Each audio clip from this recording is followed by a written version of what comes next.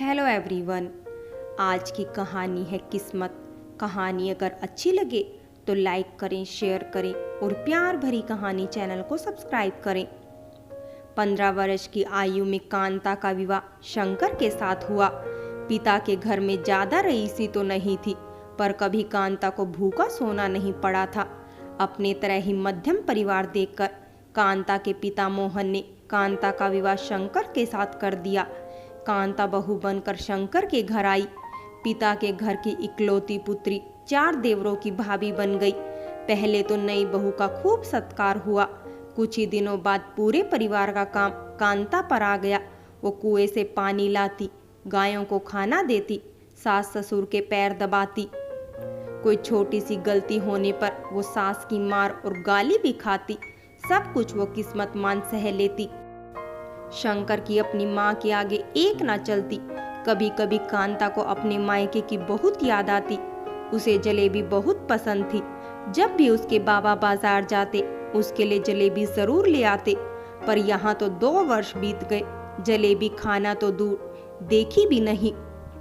कांता के पास माँ के दिए 2-4 गहने थे। कुछ तीज त्योहार होता, कांता बहुत शौक से पहनती। सास का इनके ऊपर कोई बस नहीं था। देखकर तो जल जाती, पर कुछ ना कर पाती। मन तो करता अभी निकाल लूं, पर वो उसके मायके के थे। कांता के देवर की शादी पक्की हुई। कांता ने सोचा मैं सारे गहने पहन लूंगी और विवाह के समय माँ ने जो साड़ी दी थी वही साड़ी एक नई बची है, उसे ही पहन लूंगी। शादी का समय आया, बारात जाने का समय हुआ तो कांता ने गहने पहनने के लिए निकाल लिए। तभी कांता की सास आई, बड़े प्यार से बोली, बहू तुझे तो पता है इस समय पैसों की कमी है, कोई गहना नहीं बनवा पाए नई बहू के लिए। खाली हाथ तो नहीं जा सकते, पायल और मांग टीका तो जरूरी है। अब मेरे पास तो नहीं मांग टीका, पायल मेरी पुरानी हो चली। एक हार है सो दे दिया बहू को देने के लिए, तो तुम पायल और मांग टीका अपना दे दो। कांता को बहुत बुरा लगा, पर सास के आगे बोलती भी क्या। सास ने यह भी कह दिया, बहू के आते ही तुम्हारे गहने तुम्हारे पास में होंगे। एक मांग टीका और एक पायल एक हुए, सास का हार तो 3 बने। अब सास ने कहा, बहू 3 गहने तो जाते नहीं, ऐसा करो तुम अपने वो कंगन और मटर माला भी दे दो। कांता ने सारे गहने सास को दे दिए। बारात चली गई। घर का सारा काम कांता करती रही। बहू आई, स्वागत सत्कार हुआ। कांता को तब भी काम से फुर्सत नहीं मिली। कांता नई बहू के पास गई। सारे गहने बहू ने पहन रखे थे। बार बार कांता की नजर गहनों पर जाती। 4 दिन बीत गए, सास ने कांता के गहने दिए ही नहीं। कांता ने हिम्मत करके कहा तो सास बोली, एक बार बहू का पग फेरा हो जाए फिर तुम्हें तुम्हारे गहने मिल जाएंगे। नई बहू मायके गई। 2 दिन बाद वापस आई। कांता को गहने नहीं मिले। इस बार तो नई बहू ने गहने पहने ही नहीं थे। कांता ने अपने पति से कहा। उन्होंने कहा अम्मा से बात करेंगे, पर अम्मा ने कहा नई बहू से खुद मांग लो। मुझे तो शर्म आती है।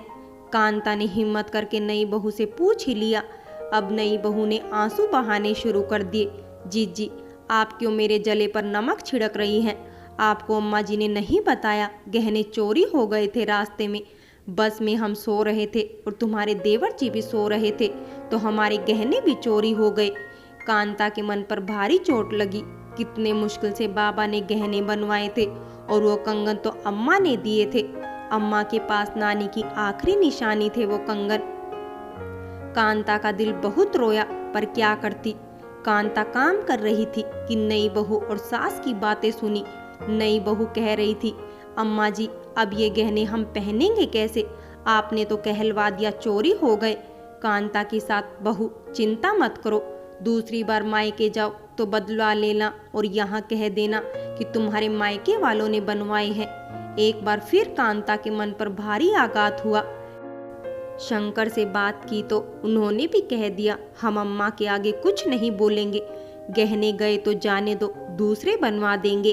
कांता ने इसको भी अपनी किस्मत मान लिया कि ये गहने छोटी के ही किस्मत में होंगे। कांता सब दुखों को झेल रही थी, पर एक दुख और उस पर टूट पड़ा।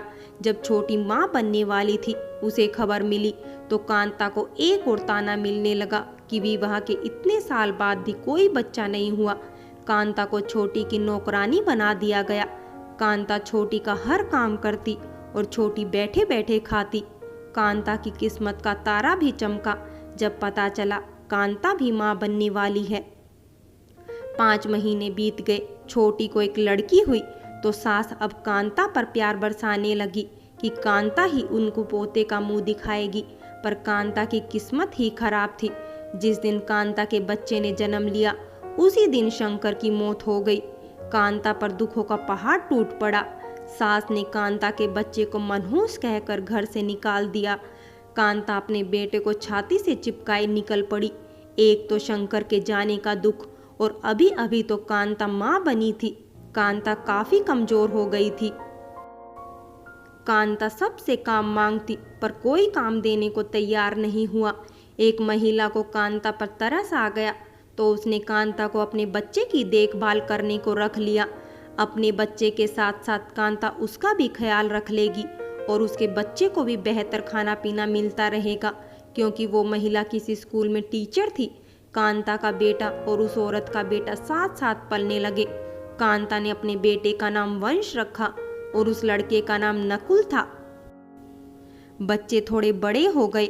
उस औरत ने अपने बच्चे को स्कूल में डाल दिया तो कांता ने भी सोचा अपने बच्चे को पढ़ाने का।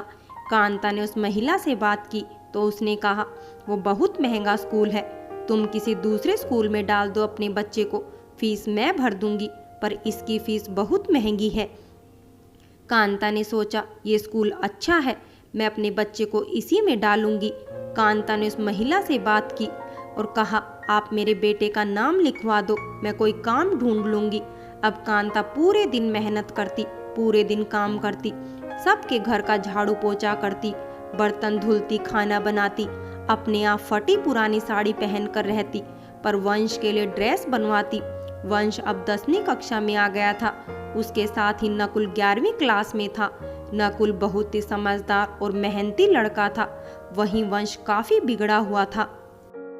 समय बीतता गया। नकुल को डॉक्टर बनना था तो वह अपनी आगे की पढ़ाई के लिए यूएस चला गया और वंश इंजीनियर की पढ़ाई कर रहा था तो वो मुंबई चला गया, क्योंकि बाहर कहीं भेजने के पैसे नहीं थे कांता के पास। मुंबई वो जिद करके चला ही गया। वहीं उसने अपने आगे की पढ़ाई पूरी करी और एक लड़की से शादी भी कर ली। वंश जब वापस आया, कांता को बहुत खुशी हुई। कांता ने सोचा, आज उसकी मेहनत सफल हुई, जो उसने इतनी कुर्बानी दी है सब सफल हुआ। अब वो चैन से बेटे बहू के साथ रहेगी। लेकिन किस्मत ने फिर उसके साथ खेल खेला। माया, जो कि वंश की पत्नी थी, उसने कांता को अपने साथ रखने से इनकार कर दिया और वंश बहुत आसानी से कांता को वृद्धाश्रम छोड़ आया। आज पूरा जीवन कांता के आंखों के सामने था। क्या इसी दिन के लिए उसने वंश को पढ़ाया लिखाया? जब उसकी सास ने मनहूस कहकर घर से निकाल दिया, तब भी कांता वंश को सीने से लगाकर ठोकरें खाती रही। कांता ने वृद्धाश्रम को अपना घर मान लिया और वहां खुशी खुशी रहती रही, क्योंकि आज भी कांता ने अपनी किस्मत ही मानकर सब स्वीकार कर लिया। नकुल डॉक्टर बनकर वापस आया। उसने अपनी माँ से कांता के बारे में पूछा। जब उसे पता चला कांता वृद्धाश्रम में है तो वो तुरंत उसे वापस लाने के लिए वहां गया। कांता ने बहुत मना किया, लेकिन नकुल ने एक नहीं सुनी। नकुल कांता को अपनी माँ मानता था, क्योंकि नकुल को कांता ने ही बचपन से संभाला था।